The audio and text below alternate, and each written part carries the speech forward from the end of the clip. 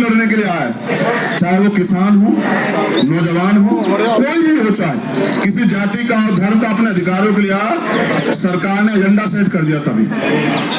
अब बजरंग के साथ एक अच्छी बात यह है, आप ऐसे फोन करो या ये आपको फोन करे तो ये कहेगा सीधा एकदम छुटते ही कहेगा राम राम जी। अब इसको कैसे आप एजेंडे में सेट करोगे? आप इसको मुसलमान कहोगे, आप इसको खालिस्तानी कहोगे, आप इसको धर्म विद्रोही कहोगे, आप इसको टेररिस्ट कहोगे, क्या कहोगे? यहाँ सरकार आके फंस जा रही है, वरना सत्यता ये यहाँ बैठने नहीं देते।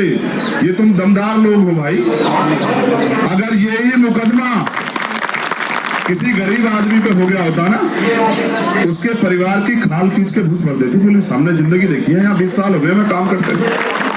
अगर न्याय सबके लिए समान होता फिर एफआईआर के लिए कोर्ट नहीं जाना पड़ता। देखो ये भी एक सत्य है, जब तक वो फेडरेशन के अध्यक्ष रहेंगे तब तक कुछ भी निष्पक्ष नहीं हो सकता।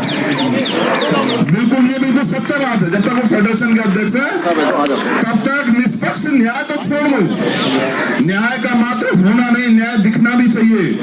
जब आप उस पद पे बैठे हो तो कहां से न्याय हो जाएगा? और जब आप उस पद की ताकत का दुरुपयोग कर रहे हो तो कहां से न्याय हो जाएगा? मैं तो ये समझ रहा था कि ब्रजभूषण जी अपने आप जो वो इस्तीफा दे देंगे कि भाई पहले निष्पक्ष जांच होने दो। कल से मीडिया ने एक चीज चलाई कि भाई कमेटी की रिपोर्ट भी नहीं पड़ी, वो भी कह रहे हैं कमेटी की रिपोर्ट भी नहीं पड़ी। ओ भैया कमेटी कौन सी है जी? कोई निष्पक्ष कमेटी है? कोई जैसा उस कमेटी को लीड कर रहे हैं सरकार के लोग हैं, सरकार के नेता हैं, सरकार से जुड़े लोग हैं। मेरा तो ऐसा मानना है जिनका रोजगार है सरकार से चल रहा है वो बेचारे क्या निष्पक्ष हो जाएंगे बताओ? अगर कमेटी बनानी है ना तो चीफ जस्टिस साहब बैठे तो हैं, उनके नेतृत्व में बनवा दो, पता लग जाएगा तुम्हें सारी चीज का कैसे जांच होती है। देश के लिए सबसे महत्वपूर्ण बात आज ये है कि देश के जो सुप्रीम कोर्ट के हमारे चीफ जस्टिस हैं उनकी वो रीढ़ की हड्डी वाले हैं और यही सरकार के लिए परेशानी है, यही एकमात्र परेशानी है। देखो मैं तो यहाँ मीडिया के लोग बैठे हैं, एक हमारी बहन उधर खड़ी है प्रज्ञा। मैं तो ये कहना चाहता हूँ सुप्रीम कोर्ट के चीफ जस्टिस साहब से भी कि गरीब आदमी सुप्रीम कोर्ट नहीं पहुंच पाता, आपको उसको सरल बनाना चाहिए। 2-3 लाख रुपए नहीं है लोगों के पास कि लोग सुप्रीम कोर्ट आ जाए, जबकि वो न्याय का सबसे बड़ा मंदिर है। अगर कमेटी बनानी है और ब्रजभूषण सिंह जी भी सुनेंगे मुझे तो कमेटी बनवा दीजिए ना चीफ जस्टिस साहब के नेतृत्व में, हम भी मान लें।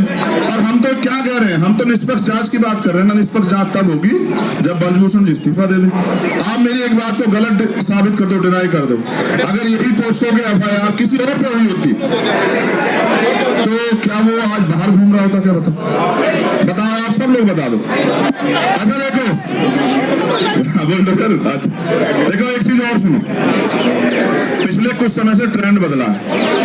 आरोपी के पक्ष में पंचायत होती है, आरोपी के पक्ष में डिबेट होती है और हमारी सम्मानित मीडिया खड़ी है, ये उसको डिफाइन करने लग जाते हैं बार बार। देखो भक्ति से काम नहीं चलेगा, भक्ति तो आसाराम जी की भी बहुत लोग करते थे नहीं करते हैं बताओ? देखो उदाहरण बता रहा हूँ, 1 मिनट सुन लो, उदाहरण बता रहा हूँ आपको। जब तक उन पे कोर्ट का फैसला नहीं आया जो लोग उनको आराध्य मानते थे उनको पूछते थे, मां पूछते नहीं पूछते। जब कोर्ट का फैसला आया तभी तो पता लगा ताकतवर है तो क्या अपराध नहीं कर सकता है? क्या धर्म का चोला उड़ तो अपराध नहीं कर सकता? कर सकता है। हरियाणा के लोग तो राम रहीम जी के गवाह हैं, बताओ। आप इस बात को नोट करो। देखो पैरोल मिलती है, सब कुछ मिलती है, आम आदमी को दिला दो पैरोल। ये क्यों है? ये इसलिए है कि सत्ता पक्ष अपने हिसाब से एजेंडा सेट कर रहा है। देखो मैंने 2 उदाहरण इसलिए दिए कि जब आसाराम जी पे अगर कोर्ट ने तय कर दिया और फिर कोर्ट ने सजा की, तो जब आसाराम जी और राम रहीम जी के निर्णय में हमें पता लग सकता है कि कोर्ट सही है, तो ब्रजभूषण जी का फैसला भी कोर्ट पे छोड़ दीजिए। आप क्यों डिफाइन करने लगे हैं? उनको गिरफ्तार तो होने दीजिए, सब ताकत कम तो होने दीजिए। जब वो सत्ता में बैठे हैं, ताकत में बैठे, कैसे न्याय हो जाएगा? ऐसे न्याय संभव नहीं। देखो हमें गौरव करना चाहिए कि किस इस माहौल में हमारी बहनें और हमारे अंतर्राष्ट्रीय खिलाड़ी जिन्होंने देश का प्रतिनिधित्व किया, आज वो यहाँ हैं। परसों रात पता लगा साहब बिजली काट दी, पानी काट दिया है। गद्दे चलो चिंता मत कर, देखो मेरे साथ थोड़ा सा ना मैं नया काम अपना कर रहा हूँ। बजरंग साक्षी बैठी है हमारी छोटी बहन, अगर ये काम ना होता तो मेरा गद्दा ही गिरवा देता मैं। ठीक है, मैं एक ऐसा आदमी ना, मैं अपनी बहनों के आंसू नहीं देख सकता। लखनऊ में रोई थी हमारी बहनें, मैं 4 दिन तक वहीं उनके साथ ही बैठा रहा और सरकार को हमने झुका दिया। सरकार को फैसला लेना पड़ा कि नहीं ये गलत है। तुम्हारे आंसू देखते हैं ना तो कलेजा छन्नी हो जाता। मेरी बहनों, आंसू मत बहाना, तुम्हारे एक एक आंसू पे लहू का आखिरी कतरा बहा देंगे हम लोग। क्या बात करती हो, आंसू मत बहाओ। देखो न्याय तब होगा जब वो फेडरेशन के अध्यक्ष पद को, अगर नैतिकता होती छोड़ देते, नैतिकता नहीं, वो कोशिश कर रहे हैं कि बच जाएं। अगर अपराध करके बचना चाहोगे तो फिर कैसे चलेगा, कैसे संभव हो पाए। इसलिए देखो प्रधानमंत्री जी से हमारी कोई लड़ाई नहीं, क्योंकि ये सवाल ये कि जब आप सबके आंसू पूछ रहे थे, जो हारा जो जीता, जिन्होंने देश को गौरव किया, तो आपकी तरफ से एक आदमी तो आता उनके आंसू पहुंचने के लिए। और अगर देखो मैं ये भी कह रहा हूं स्पष्ट, यहाँ हमारे सभी भाई मौजूद, जाति धर्म पार्टी सब चीजों से ऊपर उठ के, अगर किसी सरकार के अलावा किसी दूसरी पार्टी के लोगों से अपराधी जुड़ा होता तो सरकार के लोग हिला के रख देते सब कुछ। लेकिन बुरा ये है कि सरकार से जुड़े हुए लोगों पे आरोप है। तो आप ये देखो उनके यहाँ भी महिला नेता, एक महिला नेता अगर ये कह दे, कहते ना जमीर जिंदा हो तो आदमी इंसाफ की बात कर ले, यही कह दे कि भाई निष्पक्ष जांच हो जाए। बताओ कि दिख नहीं रहा, इतनी बड़ी बड़ी नेता उनकी पार्टियों में नहीं दिख रहा है। ये तो कहते हो निष्पक्ष जांच करा दो, इसी का दबाव हो जाए। अगर आप सब लोग देशवासी मेरी बात पे गौर करें, अगर अपराधी हमारा है तो हम चुप रहेंगे, अगर अपराधी दूसरी पार्टी का तो हम बोलेंगे। इसको जिंदा रहना कहते हो, ये जिंदा रहना नहीं होता। ये तो मुंह दिखाई की बात हुई। मेरा तो ये मानना है, मैं तो अभी अपील करूंगा अपनी महिला नेताओं से जो तमाम पार्टियों में, आओ ना बैठो इनके बराबर में, आप किसी भी पार्टी में आओ ना, इनके लिए न्याय की मांग करो। अगर आप जिंदा, फिर आपके उन कुर्सियों में बैठने का कोई फायदा नहीं है जिन कुर्सियों में बैठ के आप महिला सशक्तिकरण की बात कर रही हैं, महिलाओं को न्याय देने की बात कर रही है, महिला सुरक्षा की बात कर रही है। कौन सी सुरक्षा? जिस देश में अंतर्राष्ट्रीय खिलाड़ी सुरक्षित नहीं है, जो बच्चा सुरक्षित नहीं है, जो देश को गौरवान्वित करती है, तो कौन सी सुरक्षा की बात कर रहे हैं? इसलिए मेरी मीडिया के माध्यम से अपील है प्राइम मिनिस्टर जी से, वो हम सब के प्राइम मिनिस्टर हैं, वो इनके भी प्राइम मिनिस्टर अंतर्राष्ट्रीय खिलाड़ी है या नहीं है? बताओ तुम्हारे प्राइम मिनिस्टर हैं या नहीं? इनके माध्यम से हमारी 2-3 अपील ये है। पहला, वो नैतिकता के आधार पर बलभूषण छोड़ दें और जांच होने दें, पहला।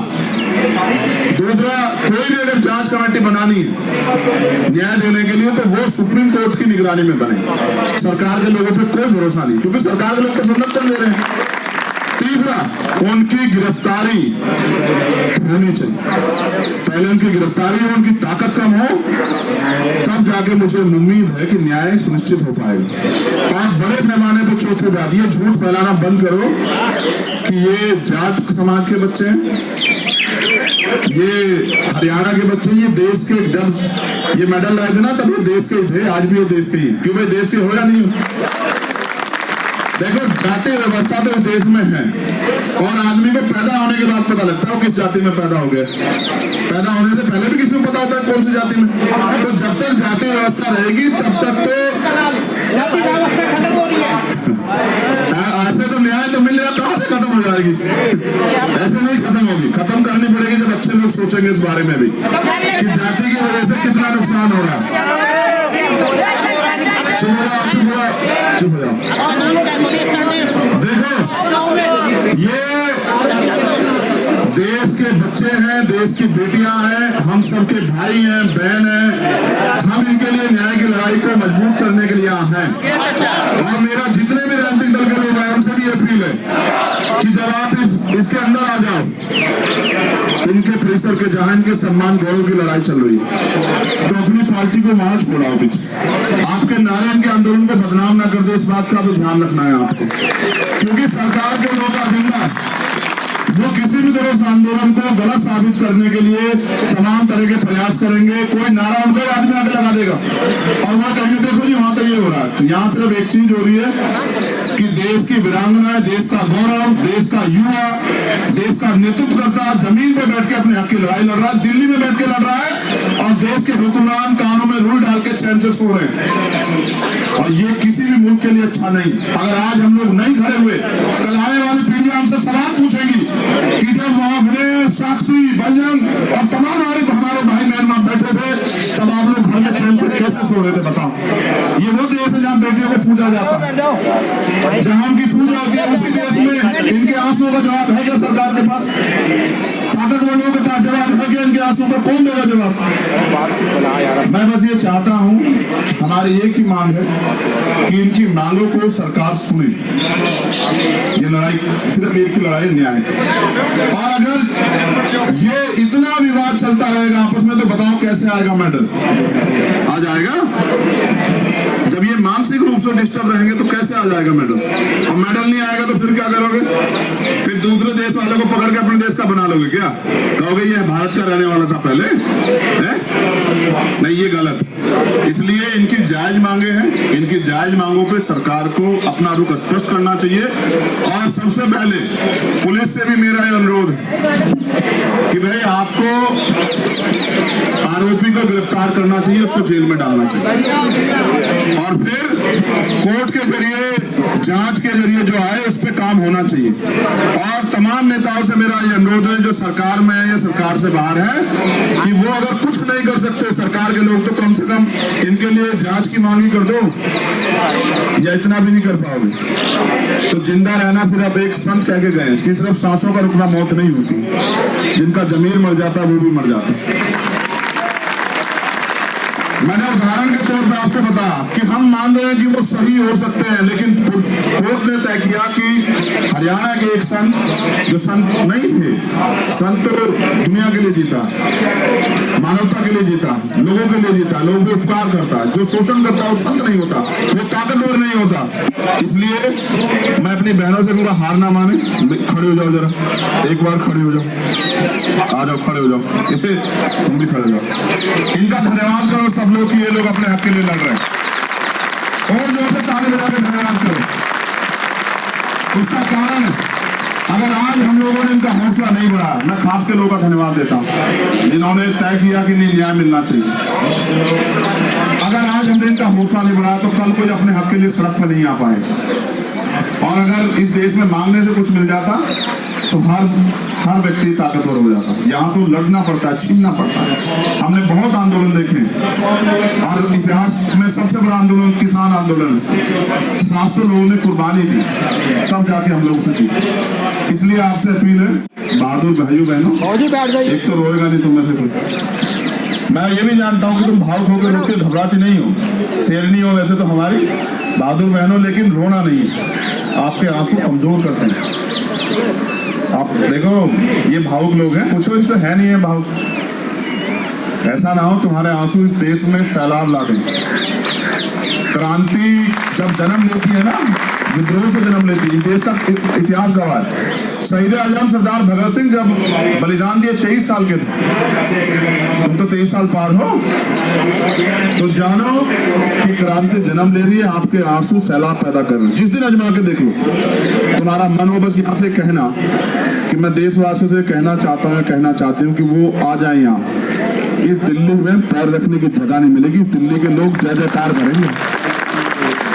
मेरी बात अगर तुम्हें लग रही हो कमजोर, पहले तो ये सब लोग सीनियर लोग जानते हैं कि मैं कोई बात हल्की कहता हूँ, क्या बताओ, वजूद से ज्यादा नहीं कहता। और इतिहास गवाह मैंने 5 लाख लोग उतारे यहाँ, सरकार को एक दिन में हमने हिला दिया। देखो मगर ये लड़ाई न्याय की है ना, इसलिए कह रहा हूँ जिस दिन मन करे आजमा के देखना और कह देना एक बार माइक से कि देशवासियों से मेरी अपील है कि हमारे लड़ाई लड़ने आ जाओ। मैं उन खिलाड़ियों से भी कहना चाहता हूँ जो घर बैठे हैं, आज इनकी भी आ रही है, कल आपकी भी आ सकती है। फिर क्या करोगे? फिर किसके पास जाओगे? फिर किसको कहोगे? हमारे यहाँ तो समझाते हैं देसी भाषा में कि एक मुर्गे पे आंच आती है तो दूसरा आराम से दाना खाता है। ना हम मुर्गे हैं ना ये मुर्गे हैं। ये योद्धा है और इनकी लड़ाई लड़ने के लिए हम लोग तैयार हैं। तो आप सबसे अपील है, डटे रहिए और जब आप कहोगे बता देना। तुमसे हार जाएगी सरकार, हमारे जैसे लोगों की तो जरूरत ही नहीं। देख लेना, डटे रहो मैदान में, ठीक है। और जिस दिन प्रशासन के लोगों से, पुलिस के लोग निवेदन है, देखो भाई परसों तो काट वाट दी बिजली यार, देखो हाथ जोड़ के निवेदन है, हाथ जोड़ सकते हैं, कमजोर लोग हैं। आप बिजली पानी मत काटना, आप यहाँ काटोगे हम वहां की कटवा देंगे, मुरादाबाद वाली, मौजूदनगर वाली। आप बेहतर जानते हो, बताने की जरूरत नहीं है। यहाँ में अगर हमारे भाई बहन तरसेंगे तो बहुत लोग तरसेंगे, वो भी तरसेंगे जिनके घर में पानी मंत्रियों के बहुत बहता है, वहीं से कटवा देंगे मुरादनगर से। हम जानते हैं पानी का इलाज पानी कहाँ से होता है, तो इसलिए कह रहे हैं कि भाई हम हरियाणा की मानो, बस ये बात जान लो कि अन्याय नहीं होने देंगे अपने बहन भाइयों के साथ।